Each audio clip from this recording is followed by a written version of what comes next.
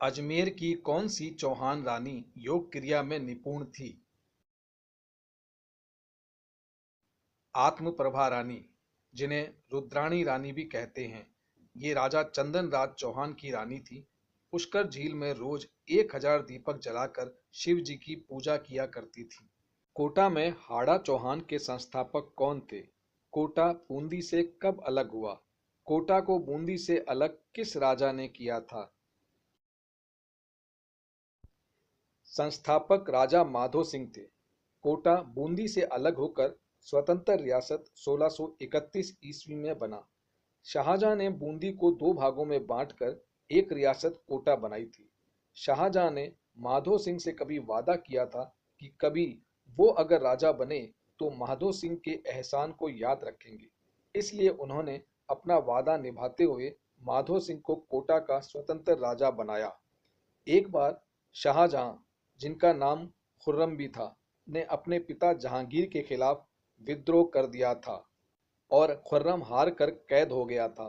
वो राजा रतन सिंह की रियासत में कैद में रहा। वहां पहले खुर्रम रतन सिंह के बेटे हरि सिंह की निगरानी में था। हरि सिंह ने उसे बहुत परेशान किया। फिर खुर्रम माधो सिंह की निगरानी में रहा। माधो सिंह ने उसका बहुत अच्छे से ख्याल रखा था।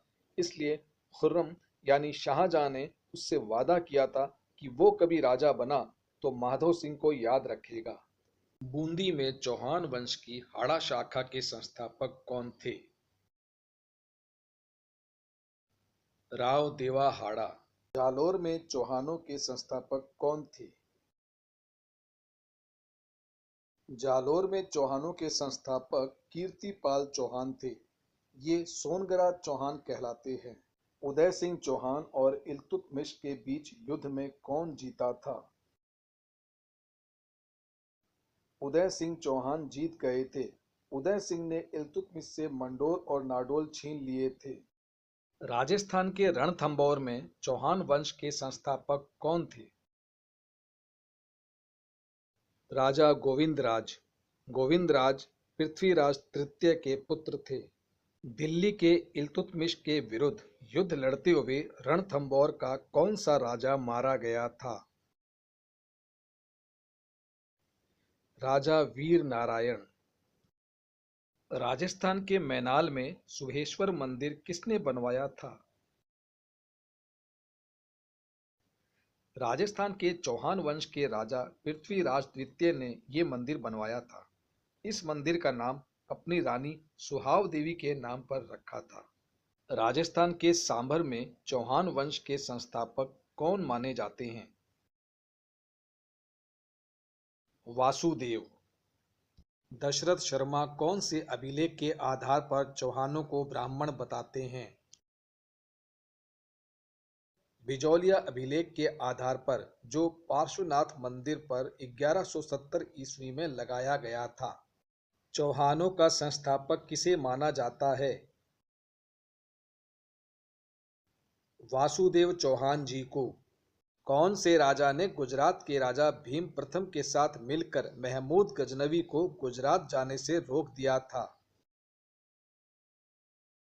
अजमेर के राजा गोविंद तृतीय ने।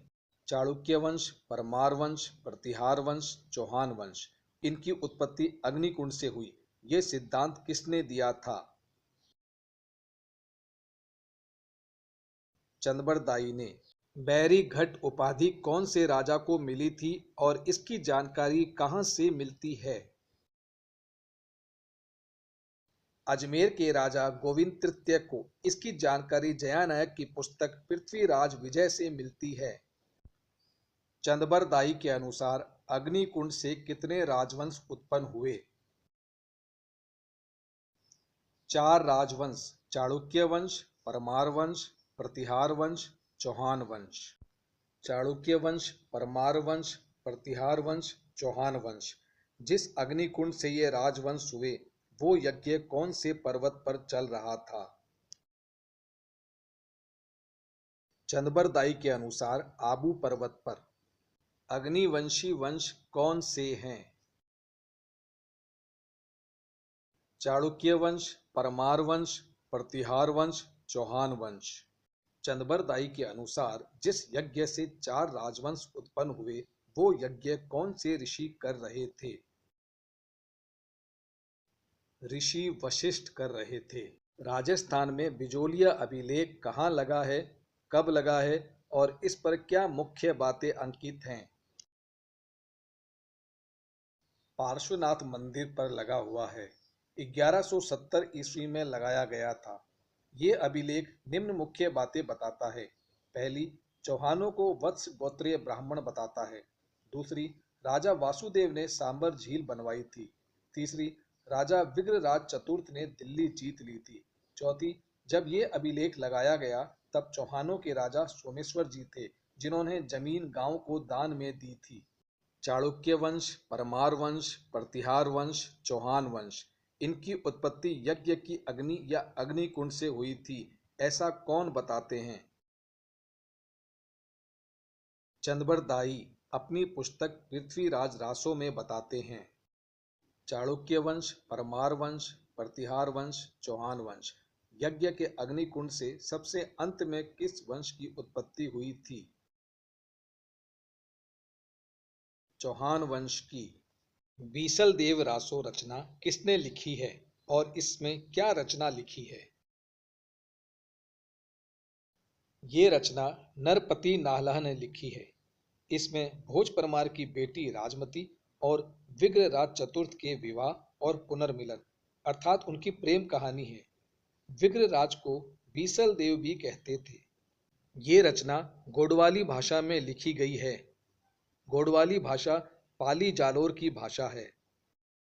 राजा विग्रराज चतुर्थ ने दिल्ली जीत लिया था, इसका पता हमें कौन से अभिलेख से चलता है? बिजोलिया अभिलेख से। राजा विग्रराज चतुर्थ कौन से वंश के थे? चौहान वंश के। ललित विग्रहराज किसकी रचना है? सोमदेव की। सोमदेव राजा विग्रराज चतुर्थ के दरबार में कवि थे। अजमेर की संस्कृत पाठशाला जो राजा विग्रराज चतुर्थ ने बनवाई थी उसकी दीवारों पर कौन सी पुस्तक की पंक्तियां छपी हुई हैं? पुस्तक हरकेली जो राजा विग्रराज चतुर्थ ने लिखी थी और पुस्तक ललित विग्रहराज जो सोमदेव ने लिखी थी। सोमदेव विग्रहराज चतुर्थ के दरबार में कवि थे। संस्कृत पाठशाला को कुतुबुद्दीन ऐबक ने तुड़वाकर 2.5 दिन के झोंपड़े का निर्माण करवा दिया था, पर दीवारों पर वो पंक्तियां आज भी अंकित हैं। चौहानों का स्वर्णकाल युग किस चौहान शासक के समय को कहा जाता है और ये किसने कहा था? राजा विग्रहराज चतुर्थ के शासनकाल को। ये चौहान वंश के थे। इसे स्वर्णकाल दशरथ शर्मा ने कहा था। राजा विग्रहराज चतुर्थ को कौन कौन सी उपाधियां मिली हुई हैं? बीसल देव, कवि बंधु। राजा विग्रहराज चतुर्थ ने कौन सी पुस्तक लिखी थी? हरकेली। अजमेर में 2.5 दिन के झोंपड़े से पहले वहां क्या बना हुआ था? संस्कृत पाठशाला जो राजा विग्रहराज चतुर्थ ने बनवाई थी, फिर कुतुबुद्दीन ऐबक ने इसे तुड़वाकर वहां 2.5 दिन के झोंपड़े का निर्माण करवाया था। बीसलपुर किस राजा ने बसाया था? राजा विग्रहराज चतुर्थ ने। जिस दिन विग्रहराज चतुर्थ की मृत्यु हुई उस दिन कवियों का भाई चला गया, ये किसने कहा था? जयानक ने अपनी पुस्तक पृथ्वीराज विजय में कहा था। राजा विग्रहराज चतुर्थ को कवि बंधु की उपाधि किसने दी थी? जयानक ने। इसका पता हमें जयानक की पुस्तक पृथ्वीराज विजय से चलता है। राजा विग्रहराज चतुर्थ के बारे में बताइए। राजा विग्रहराज चतुर्थ ने दिल्ली में शिवालिक अभिलेख लगवाया था। अजमेर में संस्कृत पाठशाला बनवाई थी जिसे बाद में कुतुबुद्दीन ऐबक ने तुड़वा दिया था और वहां 2.5 दिन के झोंपड़े का निर्माण करवा दिया था। विग्रहराज जी ने एक पुस्तक भी लिखी थी जिसका नाम हरकेली है। इस पुस्तक में अर्जुन और शिवजी के युद्ध के बारे में लिखा है। इन्होंने बीसलपुर बसाया था, जो राजस्थान में टोंक के पास है। इन्हें बीसल देव उपाधि भी मिली हुई है। इन्होंने दिल्ली को भी जीत लिया था। इसका पता हमें बिजोलिया अभिलेख से चलता है। जैनक ने अपनी पुस्तक में इन्हें उपाधि कवि बंधु दी है। जैनक ने अपनी पुस्तक पृथ्वीराज विजय में यह भी लिखा है कि जिस दिन विग्रहराज की मृत्यु हुई उस दिन कवियों का भाई चला गया। राजा अर्णोराज चौहान और गुजरात के राजा कुमारपाल जी के युद्ध में कौन जीता था? राजा कुमारपाल जी। कुमारपाल जी ने अर्णोराज जी को हरा दिया था। पुष्कर का वराह मंदिर किसने बनवाया था? राजा अर्णोराज चौहान जी ने बनवाया था। ये मंदिर राजस्थान में अजमेर शहर के पास पुष्कर में स्थित है। अजमेर की आना सागर झील किसने बनवाई थी? राजा अर्णोराज चौहान ने बनवाई थी। ये झील एक युद्ध स्थल पर बनी हुई है। कहते हैं कि एक युद्ध में यहाँ की धरती रक्त से पूरी लाल हो गई थी। अर्णोराज जी ने इस जगह को खुदवा कर यहाँ आना सागर झील बनवा दी। अर्णोराज जी का एक नाम आना जी भी था। उन्हीं के नाम पर झील का नाम रखा गया था। अजय राज चौहान ने चांदी के सिक्के चलाए थे। इसकी जानकारी कौन सी पुस्तक से मिलती है? इन सिक्कों पर किसका नाम लिखा गया था? इसकी जानकारी हमें जयानक की पुस्तक पृथ्वीराज विजय से मिलती है। इन सिक्कों पर अजय राज चौहान की पत्नी सोमल देवी का नाम लिखा गया था। राजा अजय राज चौहान ने पूरी धरती चांदी से भर दी थी। ये बात किसने कही थी? ये बात जयानक ने कही थी। इसकी जानकारी हमें जयानक की पुस्तक पृथ्वीराज विजय से मिलती है। अजमेर की स्थापना किसने और कब की थी?